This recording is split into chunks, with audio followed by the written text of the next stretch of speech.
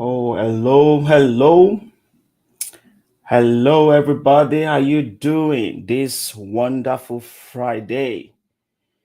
Good to have everybody here. Let's wait a little bit for others to join. Okay, okay. Let's wait a little bit. We're gonna get started, and today we're gonna go straight to the point because I have a lot to share with anyone who desires to make those big moves.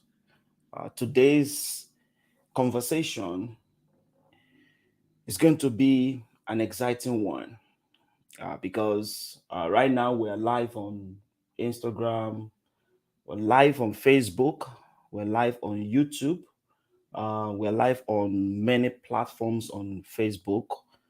Thank you, everyone who is sharing. Please continue to share this message because I want to talk about six big moves, six big moves that every executive must master. Every executive, every organizational leader must learn and master. And I'm going to start with the six big moves that everyone who wants to start a business or launch a new idea can as well follow to achieve anything that you desire to achieve in life. I'm going to be talking about those six big moves. See, these six big moves are very disruptive. They are very disruptive. They can disrupt anything and they can help you to achieve transformation that you desire. So let's wait a little bit for more people to join us. Yeah, thank you everyone who is live with us on YouTube. I see you. Thank you. All right. Please continue to share this live broadcast because this is going to transform lives. It's going to transform organizations. It's going to transform teams anywhere in the world. Okay. So I'm going to be talking about six big moves that can help anyone who desires to start a business or to launch a new idea. But before I get into that, I want to tell you the story behind these big moves. 3 years ago, that was 2020, I I discovered a wonderful definition of leadership. I've studied leadership, of course, for more than more than 15 years. Studying leadership, studying people who are successful. All right, studying leaders in different industries. I've read hundreds of books on leadership. I've talked to global leaders. I've met, many people who are leading in different industries, right? Um, of course, I've been able to sit down in the midst of leaders in different industries and ministries, and I've heard leaders talk. I've I've seen leaders act, okay, and I've seen leaders deliver results. And by the way, I love biographies. In fact, maybe this is the first nugget that I'm going to share with you today. If you don't read biographies, I want to encourage you to start reading biographies. Let me say this to my viewers on Instagram. If you don't read biographies, my first encouragement for you is start reading biographies. Do you know why? The reason is because there is nothing like a biography for the average. Have you ever seen a biography of an average person before? It does not exist. Every biography you see is a story of impact. Every biography is a story of greatness. It's a story of someone who failed so much, who went through all the leadership pains, and then on the other end, succeeded. Someone who went through many processes to climb the mountain. You will see the story of someone who never gave up.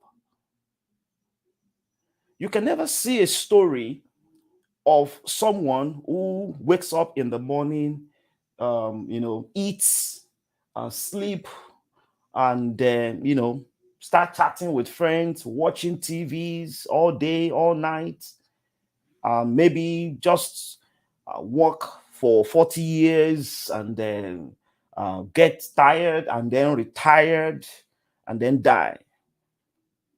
I've never read any biographies like that in my life. I've never seen the biography of an average person. So if you don't read biographies, I want to encourage you to start reading biography. In fact, that will be my first nugget for you today. So 3 years ago, I defined leadership in my own way after studying many biographies, after studying leaders in different industries. And I define leadership as the ability and the capacity to inspire people to do what they thought they couldn't do with a sense of purpose and vision. Every word in that definition is important. It's important about what we're going to be talking about today. The big 6 moves that you need to make. Whether you want to start a business, all right, or maybe you have started a business and you don't know what to do, or maybe you want to launch a new idea, all right, I'm going to help you today. Once you understand and then learn how to master these big moves, all right, for those who want to start businesses, okay, we're going to start with you. And then I'm going to move to executives, people who are leading organizations, all right? Whether you are a pastor of a ministry, or maybe you are a manager in a company, or maybe you are a director or vice president, or maybe you are in the C-suite, okay? This content today is going to help you. It's going to help you to deliver that promotion that you desire. Because if you can understand these moves, trust me, they're going to help you a long way to do great things, even in your organization as an entrepreneur. Think about this. Leaders are not just problem identifiers. Can I say that again? Leaders are not just problem identifiers. No, they are not just there to identify problems. They are there to solve problems. Because what makes someone a leader is problem solving. So if someone stops solving problem, that means the person ceases to be a leader in that area. So let me quickly share this the 6 big moves for anyone who wants to start a business, or maybe you want to launch a new idea. Number 1, you need to think like a leader and see like a leader. So you need to see, you need to develop the capacity to see things that others don't see. See, what makes someone a leader in a group is vision, is the capacity to see what other people are not seeing. While other people are complaining, while other people are murmuring, while other people are thinking, what is going on here, and then blaming everyone. The leader in the group sees what others are not seeing. And it could be a business idea. The leader sees what everyone else is not seeing. The leader sees what everyone else is complaining about. The leader sees opportunity in what everyone else calls problem. Number 1 move. If you want to become a business owner, or if you want to do something great, or you want to launch an idea, this is what you need. Okay. This is how Facebook started. Now, right now, you are watching me on Facebook. This is how Facebook started. I'm using Apple here to stream on Instagram. We're using HP laptop to stream right now on Facebook, on YouTube. Can you just imagine how they started all these organizations? Everything started with this first point. Someone saw. And at this stage, you need a catalyst. Let me give you that catalyst that you need at this stage. Because if you don't have this catalyst, you won't move beyond this stage. You won't move beyond this first move of vision. Even if you see, you won't move beyond it. The catalyst you need is to believe. Belief is the catalyst that you need at this stage. When you see, when you start seeing opportunities around you, you need to believe what you have seen. And then once you believe what you have seen and you have a clear picture, there is clarity of purpose, and the vision is clear. You've documented the vision. Then you start doing research on the vision to have better understanding, asking questions, reading documents, reading books, and putting yourself in an environment of people who have done something in that area before. The more you do that, the clearer the vision will become. So you need to see. That's the first move. Number two, the second move you need to do, that you need to capture, is to seed that idea that you have seen, is to seed that business that you have seen. And what does that mean? Say, once you see it and then you believe it, remember the catalyst, then seed it. So what does that mean? It means you need to discover how to start. What do I need to do? So you don't just jump out to start. You need to first analyze. You need to first know exactly what do I need to start. I mean, what is the smallest unit in the big vision that I need to launch? Okay. All right. I wrote my first book in 2009.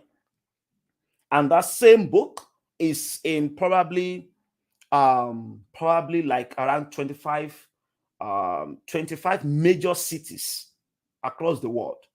25 major cities across the world, still counting. I wrote just one book. So when I had the idea that, okay, I want to distribute my idea in the world. So what did I do? I saw something. I had a big vision. Okay, I want to help people to see like never before. I want to help people to become leaders. I want to help people to create legacy. All right. That was the first thing I saw. So I saw that. I saw the vision. Although, let me tell you something. What I'm seeing now is far bigger than what I saw then. Because vision is in phases. When you move, then God will show you the next phase. But if you don't move, you won't see the next phase. So I moved. I wrote the first book. Okay. So the second thing I did, that was a stage of seeding. You have to seed it. That means you have to identify the smallest unit. What do I need to do now to start working towards that vision that I've seen? What is that smallest unit? What is that smallest product? What is that product or service that I need to start? Okay, identify that. Then the next thing you need to do, the third move, if you want to start a business or launch an idea, is to start. I love that. Is to start. In fact, jokingly, I share this in my coaching programs, especially when I'm coaching leaders, because we have many coaching programs. Okay, we have agile coaching programs for people who want to become professionals. We have coaching programs for executives, at the C-suite, managers, directors, and then we have many coaching programs for business owners, for entrepreneurs, and also for people who are confused, who don't know what to do to move to the next steps. Okay, especially whether you are ministry or you are leading an organization, we have another coaching program for that. In fact, some of the content I'm going to share later, please stay tuned, okay? And if you know a leader that is frustrated, that is confused, that doesn't know what he or she is doing anymore, feeling like I'm stuck, all right? If you know someone like that, please share this message with them. Share the link with them now, because in the next 10 minutes, I'm going to go deep into what leaders, the 6 big moves leaders in any organization, whether in ministry or in business, need to understand and master to achieve any result that they desire. All right? I mean, any result, whatever result they desire, whatever goals that they set for themselves.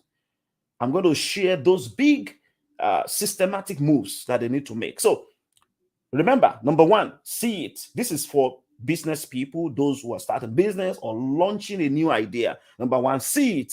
The catalyst you need is to believe, faith. Okay. And then number 2 is to seed it. Number 3 is to start. That means start the start. That's what I always tell people in my coaching program. Start the start. All right. I don't care what that start is. Just start the start. Just make the move. Just move. Move. Like move. Can I say that again? Move. Just start. I don't care about how you start. Just start. Oh, I'm going to fail. Yes, it's okay to fail. In fact, failure is not the final, because you are not a failure. If you fail, that means you have learned another way not to do it, another way in which you shouldn't do it. So that means you have grown. If you can see, something that can help you to move to the next level from the failure, then that failure is not a liability, it's an asset. Every failure is an asset if you learn from it. But the failure will remain a liability if you don't learn from it. All right? So, number 3, start, execute, take the first step, create the solution, create the product, create the service, go and make it happen. Many times people say, oh, I don't have the money, I don't have the people. I didn't have that as well. I didn't have the people, I didn't have the money. Okay, I did not. All right, but I had the content to start. I had the content, I had my pen. All right, and I didn't have a notepad.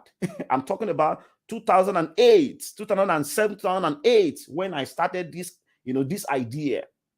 I didn't have the notepad. Notepad? From where? From where? I mean, even I never saw a notepad in my family until I bought one for myself. I never saw one, a notepad. Can you imagine? I grew up in an average family. So I had many reasons. In fact, I would have created many reasons. I would have created many excuses for not starting. I would have created many excuses for not starting. I failed many times and I learned many times. I learned from my failures. So I turned the failure to asset. So start, move. If you're watching me live right now on Facebook, on YouTube, please type execute, move. All right. That's why I call it 6 big moves. Move. All right. Move. Just move. Now, number 4, develop. Develop it. So one thing is to start. Another thing is to develop. Okay. There are many things that you don't know. There are many unknowns. And in fact, those unknowns create fear. And that's why you are afraid of starting. That's what, because there are many unknowns. There are many things you don't understand. You have many questions, many doubts. I understand, right? Because I went through that. Okay. And till today, I am still learning from many, many mentors. I gain access into their lives through service or through payment. And you have to do the same. Okay. So make sure you position yourself to develop. Be intentional about your growth. You need to develop a growth mindset at this time, because you can start and not grow. There are many people who have started businesses who are not growing. So, and that is why this stage is important. You have to be intentional about growth daily, because growth does not happen in a day, it happens daily. So, you have to be intentional about your growth. That I want to grow. I want to grow. Whatever it takes, whatever investment it takes, grow. All right, invest. And once you earn some money in the business, don't eat it. Can I say that again? Once you earn some money, when you start and when you start growing, don't eat it. Invest the money into the business again. Invest the money into the business. Every profit that you get when you start a business is an opportunity for you to expand the business. It's not the harvest. That is another seed that you need to plant so that your seeds can produce more trees. Does that make sense? So learn to grow the business. Learn it. Position yourself in an environment of, of, of people who are achieving results. Can I say something to you? Please don't forget this. Do you have big goals? Do you? I want you to think about that, because if you don't have big goals, what I want to say won't help you. All right. But if you have big goals, then can I say this to you? Then you need big friends. Stop being sentimental about your vision. Stop being sentimental about your dreams. If you have big goals, then you need big friends. What do I mean by big friends? Big minds. You need big minds, people that can expand your minds, people who can challenge you, not people, not chickens, right? You need to hang out with eagles. You need to hang out with lions, people who are ready to conquer, people who are conquering, people who are moving, not those who are afraid. Okay? It's important for you to have big friends if you have big goals so that you can develop. Number 5, the 5th move. If you want to start a business or you want to launch an idea, then once you start growing, the next thing is to learn how to optimize, scale it, scale it. All right. See, many times people see this word everywhere in the business world. If you have been to a business school, you will learn it. I did my master's in international business, of course, and of course they taught me this to optimize. It is true, it's practical, but this is not theory. When you start growing, then you need to learn to optimize. That means you need to learn how to expand and how to distribute what you have produced. How can you distribute your solution? If you are solving 10 problems where you are, all you need is to optimize, expand, distribute your solution. Learn how to do it. Learn marketing if you don't know. And if you can't learn it, if you know that this is something I cannot invest my time in, delegate. Pay someone to do it for you. Expand. See, people who are selling the most are not the ones who have produced the best products. People who are selling the most are not the ones who have produced the best services. Okay? Example, even look at ministries like a church. People who okay. Can I tell you something? Do you know that a church is an organization as well? All right. The ministry is an organization. Okay. You need to learn how to market the ministry. You need to learn how to market. It's a service, a product. Market it. It's important. Whatever product you have, learn how to distribute, expand, optimize, and scale it. It's a different skill. Growing your business is different from scaling your business. Okay. You can grow to just have one branch, okay, and have one office. That's okay. And that's a good, milestone. But if you want to scale it, then you need to start thinking about how to reproduce what you have produced. You have one product, and how can you distribute yourself? Think about restaurants. Think about KFC. It's in the United States, it's in the United Kingdom, it's in many countries. They mastered one product successfully, and then they expanded, they distributed that product. They distributed the same good product, but make sure that what you are optimizing is good. The solution is good. Then distribute it everywhere. Optimize. The sixth big move that you need to make is to think about sustainability, how to sustain it. And that is the last six, that is the last move. That is the sixth move, sustainability. And here, as a leader, as a business leader or a ministry leader, now you need to start thinking about the future. You need to start thinking about your legacy. You need to start thinking about what you want to leave here. When you die, do you want your business or your ministry to die? And that is why you need to think about systems and structures for your vision. Every true vision requires systems and structures for sustainability. If you don't have systems and structures in place, you cannot have vacation. In fact, you cannot go on vacation. You are always working because you are always in charge.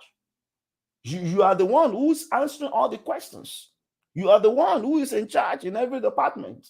Okay, there must be a need for systems and structures to sustain that vision that you have scaled. All right, that solution that you have scaled.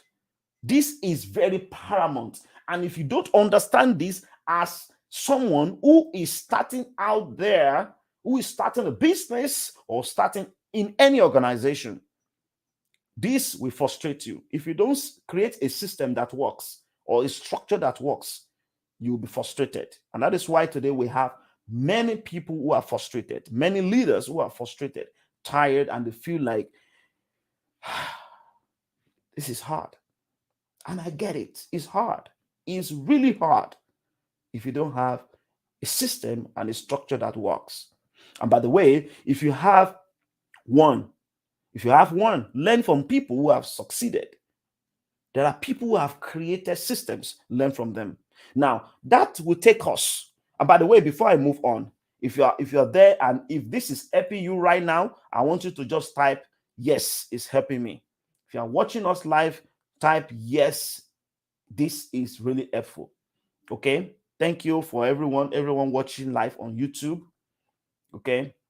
And if you are watching the replay of this message, I still want you to type, yes, it's helping me.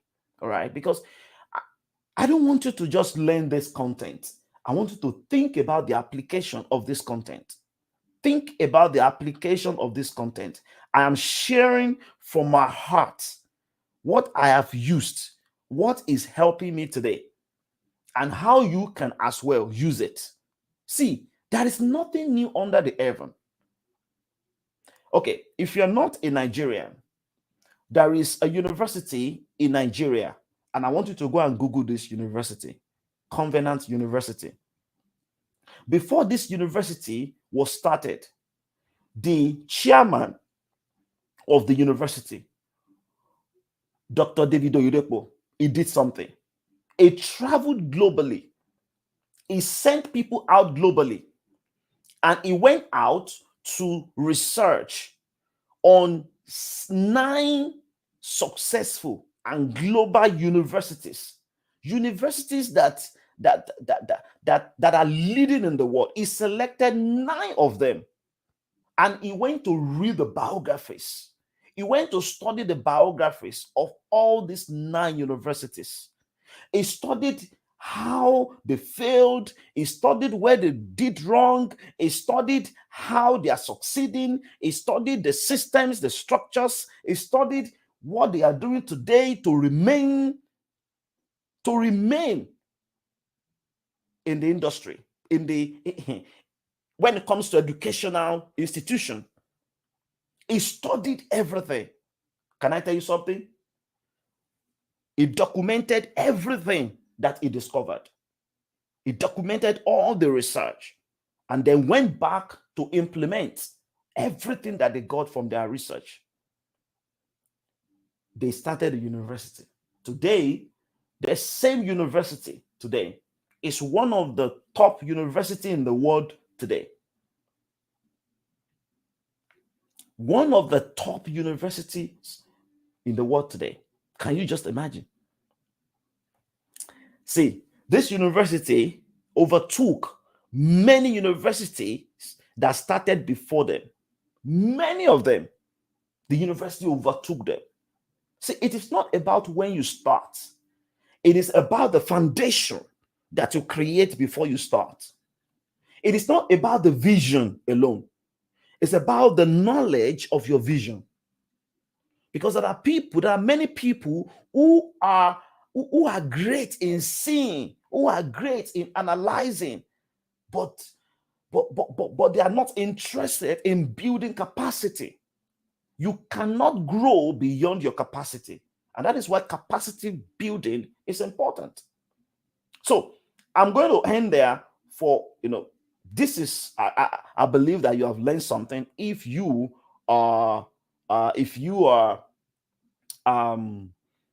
starting an idea or starting a business out there. But I want to talk directly to executives, and I'm going to make this very brief. To executives. So if you are an executive, if you are a pastor of a ministry, if you are a business leader, an entrepreneur, if you are an intrapreneur, or if you're leading a group of people, this is for you. And I want to share this with you from the bottom of my heart. This research that I started in 2020, 3 years ago. And by the way, this is going to be another wonderful book that will transform the world. Why do you need these 6 systematic moves as a leader? I want to share some important benefits for you. Even before I start sharing it, I want you to hear the benefit and why you need to understand these big moves as an executive of an organization. Number 1, these systematic moves will help you to realign the system that you have currently, the structure that you have currently with your mission. Number 2, these systematic moves will help you to realign every resource that you have for better productivity. It will help you to create new behaviors in your organization and your team. It will help you to deliver new habits and culture in your organization. These moves will help you to decrease, misinterpretation and of ideas, and then it will decrease waste of potentials. If you can understand and master this, it will help you to assign people to best places, to their best, places of services for you to increase efficiency and effectively. It will help you to understand positioning and mentoring. These moves will help you to increase clarity and your reporting lines. In fact, it will solve your leadership problem. It will help you to realign dysfunctional teams and break all your growth barriers. These moves are going to help you to prepare and instigate growth, instigate expansion. The moves are going to help you to improve information flow. So if you don't have proper information flow right now, it's going to help you to improve proper information flow. And when you improve proper information flow, it's going to enhance professionalism across your organization. Even if you are leading a ministry, it will enhance professionalism because there will be professional programs, because you will start thinking about equipping the people. You will start thinking about running the systems. Even equipping the people will become a system, because there must be a system for that. When you understand and master this, it will help teams who are not avoiding leadership pains. It will increase your organizational power when it comes to leadership threshold. It will optimize everything you do. It will increase your leadership threshold. And what does that mean? That means your capacity for exponential growth will increase. And I want you to take this very serious, because I have studied hundreds of organizations before this conclusion, before I call it the 6 big moves. Every organizational leader must know and master. Number 1 move: check your system. Revisit your system. I understand you started with a vision. I get it. You have big goals. You're busy. You're thinking ahead. But I want you to pause. Pause. Can you just pause? If you need to take a vacation, can you take a vacation? Take 1 day off and then revisit your vision and revisit your system. Now, when I'm talking about system here, I'm talking about your organizational charts. Revisit it and then check the boxes that you have. Now, I'm talking about boxes without people. All right. Remove the people, just the boxes. Revisit the boxes.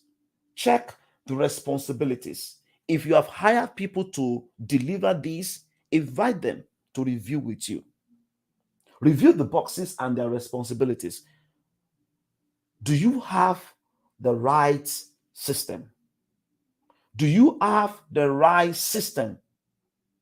See, if you have a big vision without the right system, your vision will be frustrated. Now, and if you have a big system without the right vision, then you need to expand your vision. Because the system that you need to build a 2-story building is different from a system needed to build a 20-story building. Both of them don't require the same foundation.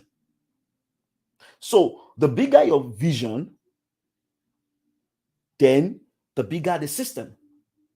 There are many types of systems that you need to understand when it comes to building or revisiting your system. The system I'm talking about here is without names, because anyone can fix that, can be hired to be in that box. Now, I'm talking about the boxes with responsibilities without people. That is your system. Okay? If you know Scale Agile, type Scale Agile framework, then you will see an example of a system I'm talking about, scaleagileframework.com.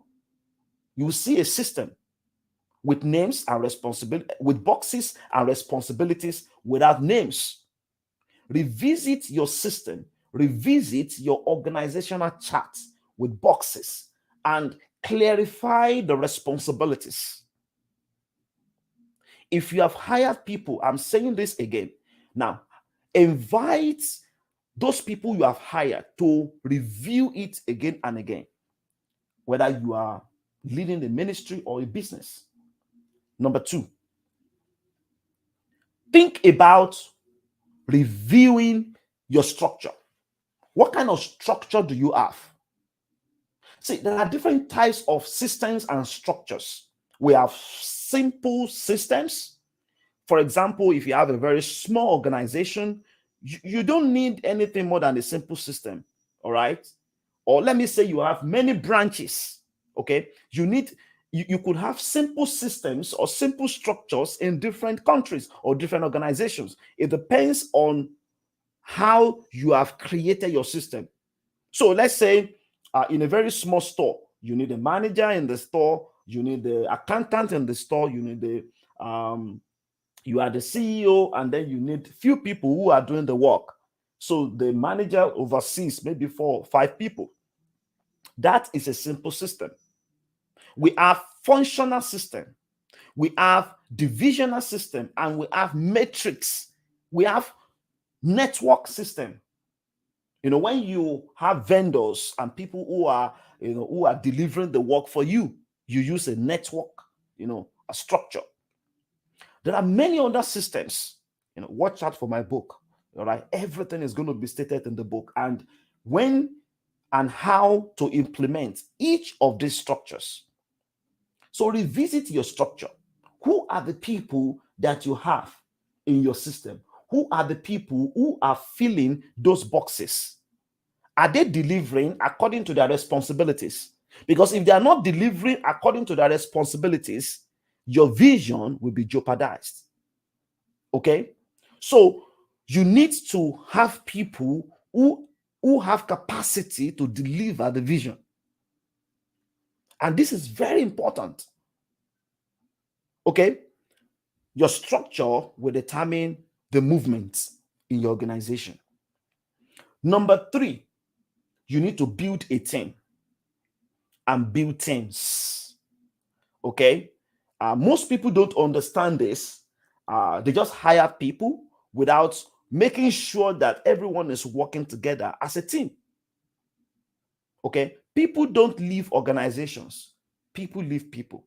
And this is why you need to understand the clarity of responsibilities. Everyone must understand their role, and everyone must understand their roles in the system and the structure that you have defined. No assumptions. Everyone must understand what they do and what they are delivering. And there must be a system of checks whereby someone checks to make sure that everybody is delivering their work. True servant leadership. Okay, there must be a team who are delivering the vision. Of course, you can also have many teams. Also, as you expand, you continue to build more teams. Okay, because you already have a structure, you have a system in place. Number 4, training. Training is as important as people. There are 2 levels of training. We have professional training, and we also have personal development training. Many organizations focus on professional trainings and they ignore personal development trainings. Many organizations ignore personal development trainings. Let me quickly tell you the difference. If you have an organization today, if you are leading a team today, if you are leading a group of people today, a community today, I want you to think about this. If people are growing in their area of skills, but they are not growing in their attitude, then their attitude will destroy the team or the organization. It is important for you as a leader, as an executive, as a ministry leader or business leader to create a development program for your people. If you don't train them, don't blame them. It's important to train them, to guide them, to create a system of training for them so that they can grow. Oh, after training them, they will run away. And that is why you are not growing. And that is why things are not getting better. Oh, I don't want to lose my position. You know what I share with people? Work yourself out of your position. Groom someone else who can take your position. And do you know what will happen when you do that? You will move to the next level. When you become a producer of leaders, you will become a leader of leaders. So produce leaders, build people, create a system of training, a system of development to support your people. Everyone in your structure must be trained and developed. Everyone. And that is why training expands capacity. If you don't train, don't expect their capacity to be built. Don't leave their capacity building to them. Create an intentional training for them. Enhance their focus. Help them to build trust for performance and increase in your organization. The more their capacity, the better their performances in your organization, and the better your ROI. And when you train them, that means you are creating a culture that you want to see from the top. Remember, culture is created from the top, sustained at the bottom, and destroyed in the middle. Number 5, the 5th move, transition. Every executive, every leader needs to think about transition. You need to think about how you want to transition, how you want to move people from one department to another department, from one team to another team, how you want to promote people from one level to the next level. There must be a system in place. And that is called modeling. It is called mentoring. Okay, coaching. There must be a coaching system, mentoring, mentorship in your organization, mentoring system, and there must also be a way to model. You must be intentional about modeling, about mentoring, about coaching. It's important. Mentorship and coaching skills are important for your leaders. They are important. Many times this is very unfortunate because, of course, I'm very passionate and big about ministry. Okay. And I want people to grow. I want ministries to grow. I want businesses to grow. And that's why I'm passionate about what I teach everywhere. Now, let me share something with you. Many times, many people read just for preaching. I see ministry leaders just reading for preaching. They don't think about being in depth and building capacity so that they can create legacies. There are many pulpits, occupants today who don't understand mentorship and coaching. There's a difference between counseling and coaching. Many people don't understand that. So because you are a pastor, that does not that does not make you a counselor or a coach. That does not make you an automatic counselor or a coach because you are a pastor. It does not. If you don't have the skill. One day there was someone who misinterpreted me, was talking about mentorship and coaching. I was teaching and I taught the two. And the person was talking about mentorship and he was using the definition of mentorship for coaching.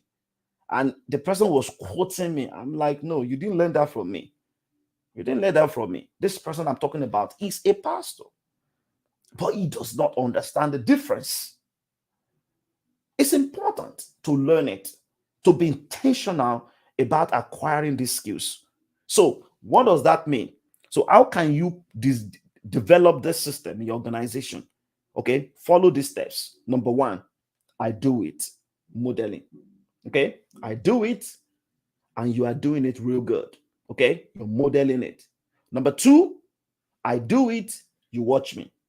Okay, I do it, you do it with me. Does that make sense? So you are now mentoring. Number 3, we do it together. Okay, we do it together. So I'm doing it, you're doing it. Both of us are doing it. And the next step is you do it, I watch you. And I'm there with you, watching you. You're doing it. So I'm there to guide you. I'm there to encourage you. I'm there to support you. If you need help, I'm there to jump in to quickly show you if you have made mistakes. All right. Of course, you will make mistakes. Of course, they will make mistakes. It's okay. It's okay. They are learning. The problem is if they keep making the same mistake, forever, then that means they are not ready to learn. Okay. And it's important for people to build capacity to deliver the vision. So you have to be intentional about supporting them as well. So they do it, you watch. And the fifth one is you leave them and let them do it. And that is when transition takes place. That is when they move to the next position, or maybe they move to the next department, or they move to the next branch, or that is when you expand. This is the same structure that restaurants have. For example, in the United States, there's a restaurant called Chick-fil-A. Chick-fil-A would, if you want to own the franchise, the first thing they would do is, they want you to work in their own branch. They wouldn't give you the franchise to just go and open and then start the business. No, they want you to sit down and be a manager in one of the branches. Work with people who are doing it. See how they do it. No assumptions. See how they do it. And they want to make sure you know what you're doing before you can be entrusted. And then they will open your own for you when you are qualified. And then you are responsible to go and deliver the same quality of product, the same quality of culture wherever you go. So there is a system in place to transition, to move people from one place to the other. There's a system in place. Mentorship, coaching, modeling, all those are important skills that leaders must learn. And help all your leaders in different branches, different arms to learn these skills. And that is why training and personal development programs must be encouraged in your organization and teams. And I'm going to share the last one. The last move, and I call it trust. The last move is trust. See, when you have a good structure, you have a good system, you have developed the people, you have a share, a community of practice, you have a transition programs, you have created the right environment, and people are growing together to deliver the vision, then trust will be built. Because trust is the foundation of leadership. People are asking the questions: can I trust you as my leader?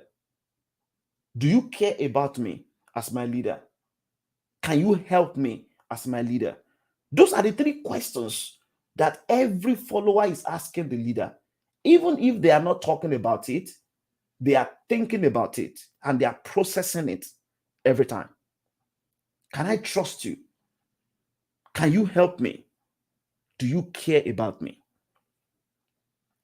And I want you to start thinking about those important questions. And as a leader, wherever you are, can they trust you? Can you help them?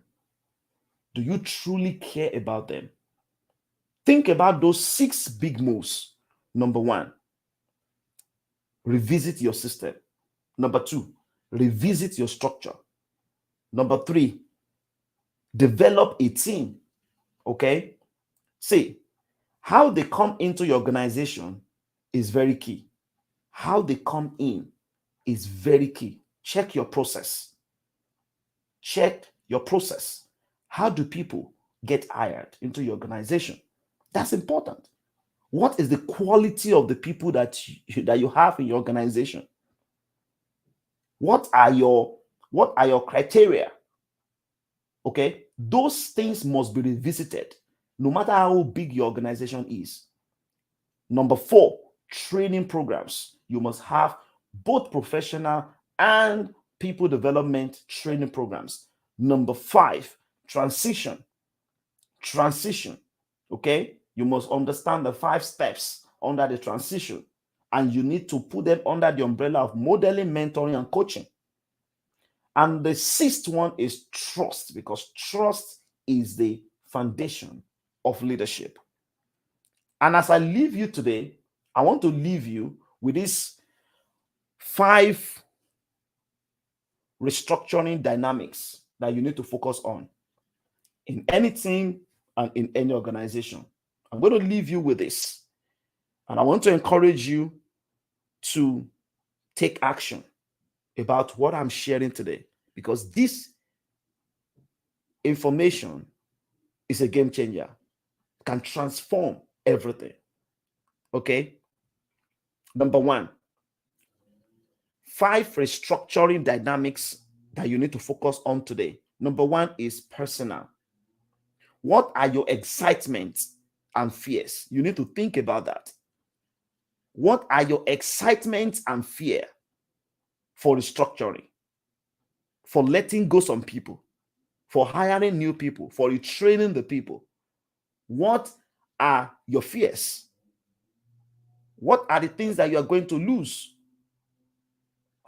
It's not easy, I know, but it's important to make a decision. Number 2, personnel. You need to think about the personnel. Those who work for you with pay. Those people you pay, you need to think about them. Who are they? How much are we paying them? How do we need to restructure things? Number 3, processes. Think about your processes, your location, your systems, and everything that I've talked about. What do you need to remove? What do you need to add? Who do you need to demote? Who do you need to promote? Think about all that in your boxes, in your systems, and your structures. And number 5, people. Think about the outcome. What is going to happen when I do this? What is the outcome? What will happen? Who is going to be affected when we start making these moves? The volunteers, the members, the families.